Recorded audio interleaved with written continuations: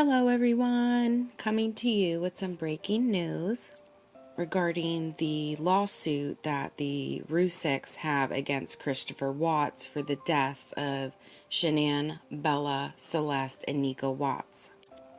Now, Christopher Watts did agree to pay $6 million to the parents of Shanann Watts, though the family will never see any of the money. Probably unless he gets any money from a job in prison, they can put towards that. But I don't think Chris is going to risk his precious little life to general populated areas to where someone could take his life like he did his own family. So the judge ordered last week that the Watts needs to pay $6 million to Frank and Sandy Rusek, marking the end of the civil case. The couple filed the lawsuit last year on the same day that the Watts pleaded guilty to killing his family, including their 2 daughters, 4-year-old Bella, 3-year-old Celeste, and dumping their bodies into the Weld County oil site. Now, this figure includes $1 million for each of the deaths and $3 million for emotional pain. The amount owed will grow another 8% with annual interest rates. Now, regarding the Rusek family, they have not been the same since August 13, 2018, which we can considerably understand. They have suffered anger, loneliness, sadness, and depression for a substantial period of time following the discovery of their daughter and grandchildren's murders. They were unable to work, leave the house, or even eat. The attorney of the Ruseks, Stephen Lambert, previously said that the family had filed the lawsuit to collect any money Watts might have and to keep him for profiting off the murder should he ever decide to write a book or sell rights to his story. Watts is serving a life sentence in the Dodge Correctional Institution in Wisconsin, which is 5 life sentences. Also, Christopher Watts had never fought the civil lawsuit, and he agreed the $6 million findings.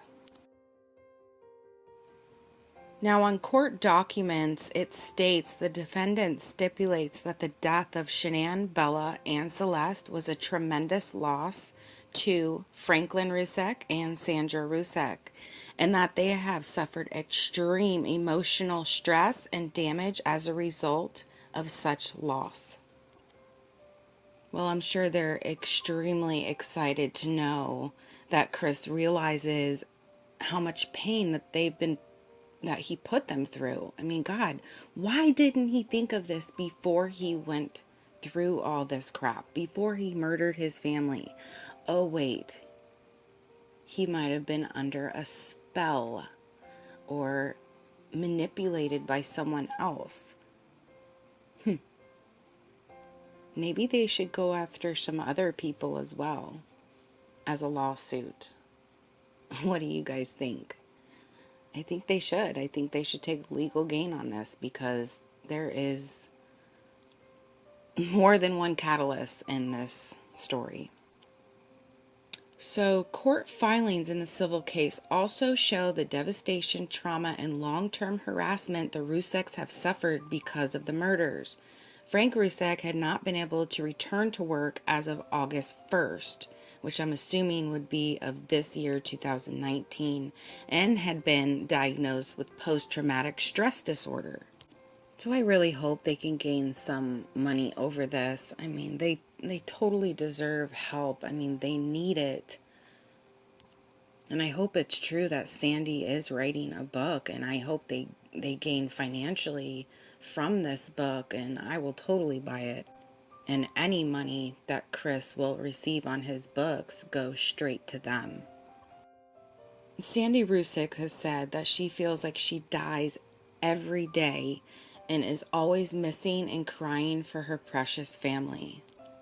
And even to this day, it is hard for the Rusek family to get out of bed. They cry all the time, every day and every night.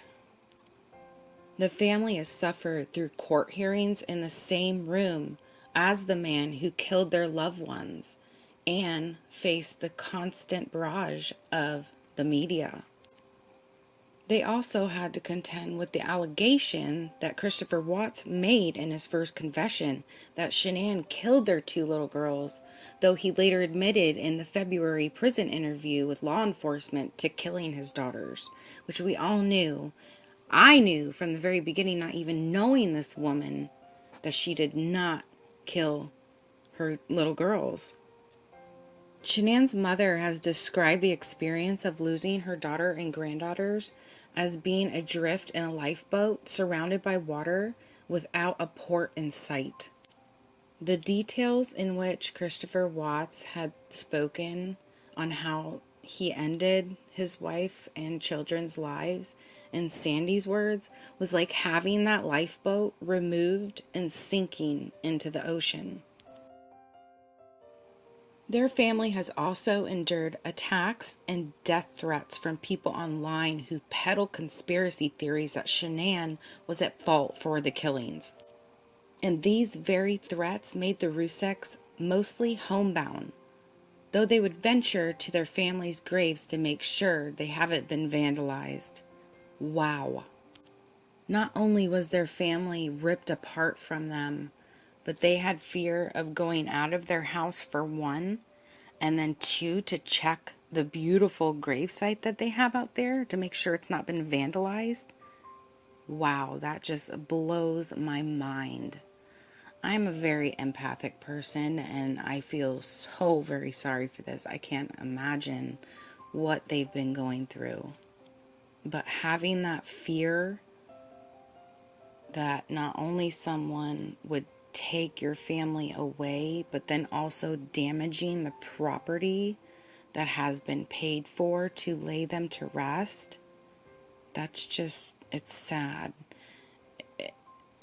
It's not sad in their eyes, but it's sad that they have to deal with humanity like this, and that people are this pathetic to where they have to attack them and give them death threats. And then by these attacks, they're scared that something's going to happen to their burial sites. Who knows? Maybe they did have some type of threat that they're going to go mess up the graves too. I can't even visually go there. There's some really sad individuals out there in that world, and those are the people we need to look out for. Because it's people like Chris Watts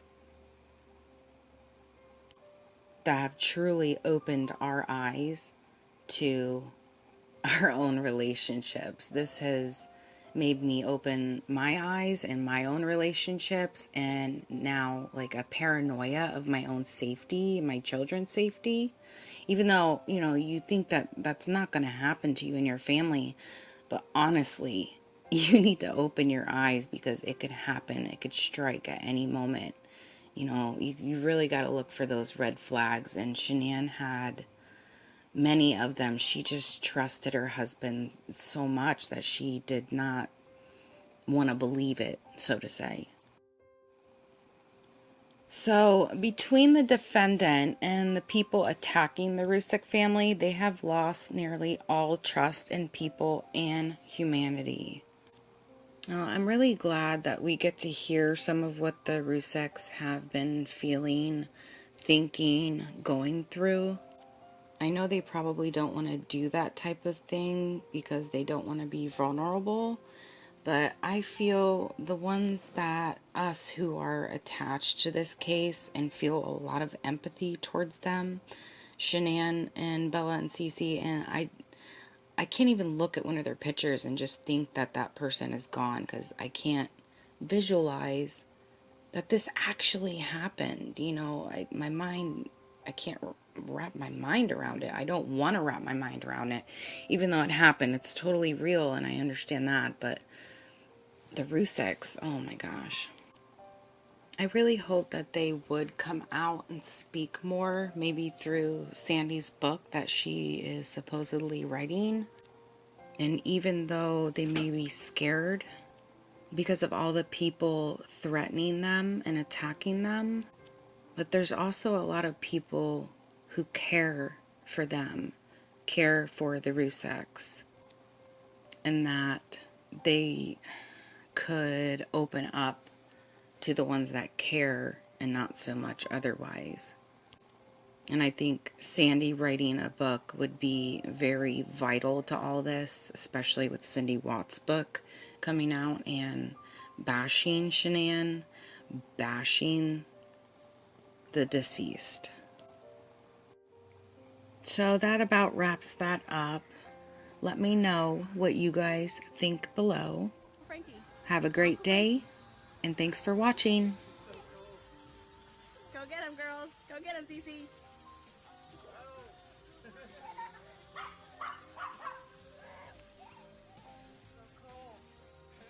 Get him, Cece. Get Uncle Frankie. No, Uncle Frankie. Get Uncle Frankie. I know, but go get Uncle Frankie. It's funner.